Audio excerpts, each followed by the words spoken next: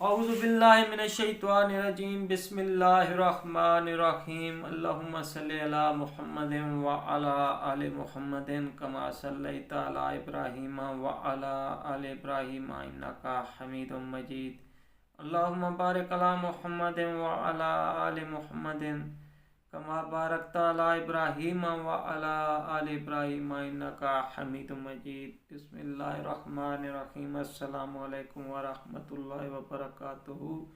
میرے بھائیوں، بزرگوں، بچوں، دوستوں، بھائیوں، آج دا موضوع حدیث پاک پیارے آقا صلی اللہ تعالی علیہ وآلہ وسلم دیا تمہارے سامنے پیش کرے نا۔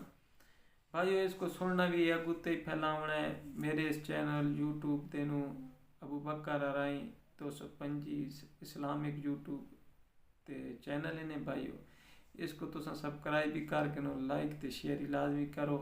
تہاڈا بھلا ہو سی، تہاڈا احسان ہو سی، اللہ پاک تانوں سلامت رکھے، اللہ پاک تہاڈے تے راضی ہوئے۔ حدیث پاک دا آغاز شروع کرنے ہیں۔ بسم اللہ الرحمن الرحیم۔ حضرت سیدنا کعب بن عجرہ رضی اللہ تعالی عنہ فرماتے ہیں کہ ایک شخص تاجدار رسالت، شہنشاہ نبوت، مخزن جود و سخاوت، پیکر عظمت و شرافت، محبوب رب العزت، محسن انسانیت صلی اللہ تعالی علیہ وآلہ وسلم کے قریب سے گزرا تو صحابہ کرام علیہم الرضوان نے اس کے پھرتیلے بدن کی مضبوطی اور چستی کو دیکھا تو عرض کیا، یا رسول اللہ صلی اللہ تعالی علیہ وآلہ وسلم، کاش اس کا یہ حال اللہ پاک کی راہ میں ہوتا۔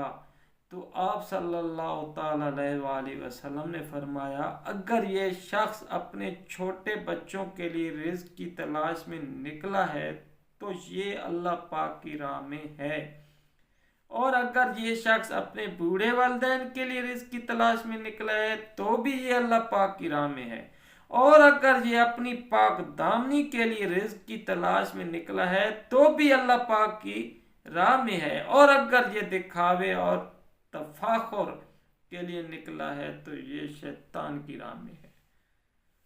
اللہ اکبر۔